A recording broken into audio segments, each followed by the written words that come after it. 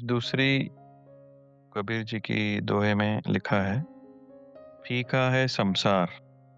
तो ये संसार फीका पड़ना मतलब क्या है? पूरा धुआ है कि ज्ञान रतन का जतन कर माटी का संसार।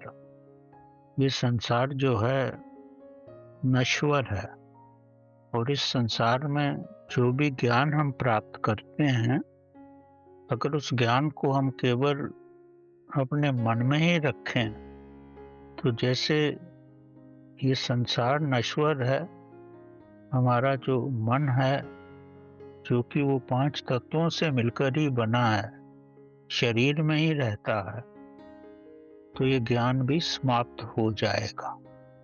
क्योंकि संसार फीका है। फीका मतलब कमजोर है, नश्वर है, मिट्टी का है, तो इसमें वो ज्ञान नहीं रखा जा सकता।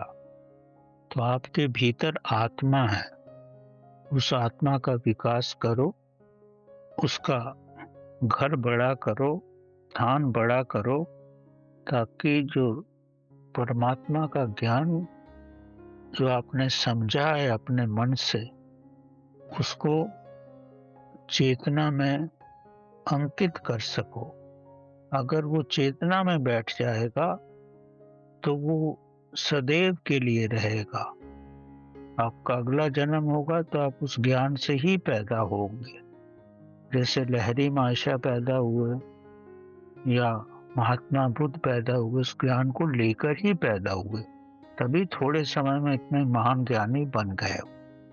तो चेतना में अगर आप ज्ञान बिठा लोगे, तो फिर वो हमेशा के लिए रहेगा, कभी भी आपका जन्म हो। इसीलिए जो महान व्यक्ति होते हैं, उनका पिछले जन्मों का ही योगदान होता है, और उस ज्ञान को लेकर ही पैदा होते हैं।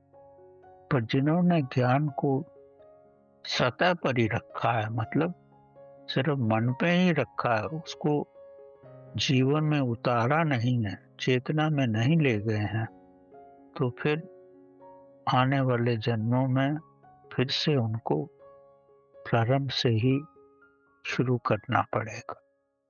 ये है वास्तविक मतलब उसका।